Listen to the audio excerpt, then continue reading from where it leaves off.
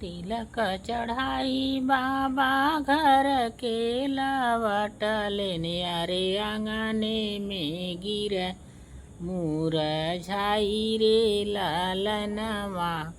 अरे आंगने में गिर मुरझाई रे ललनवा।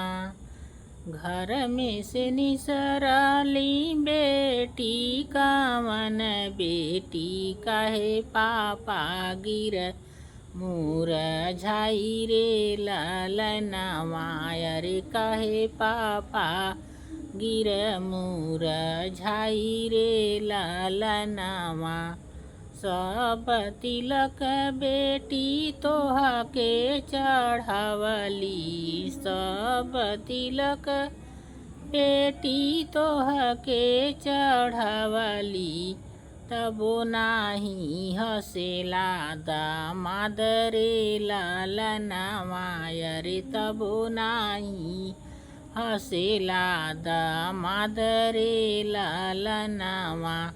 सब तिलक पापा हमके चढ़ावल, सब तिलक पापा हमके चढ़ावल।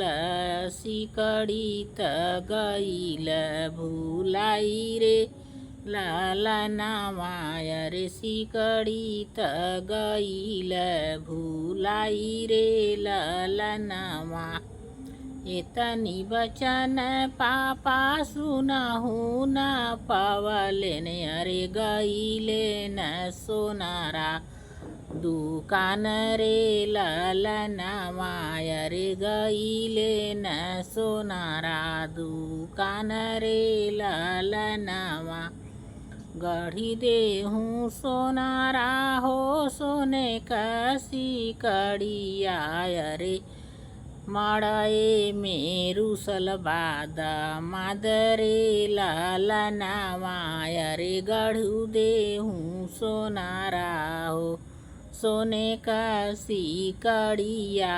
अरे मड़ए में रुसल दामाद रे ललनवा।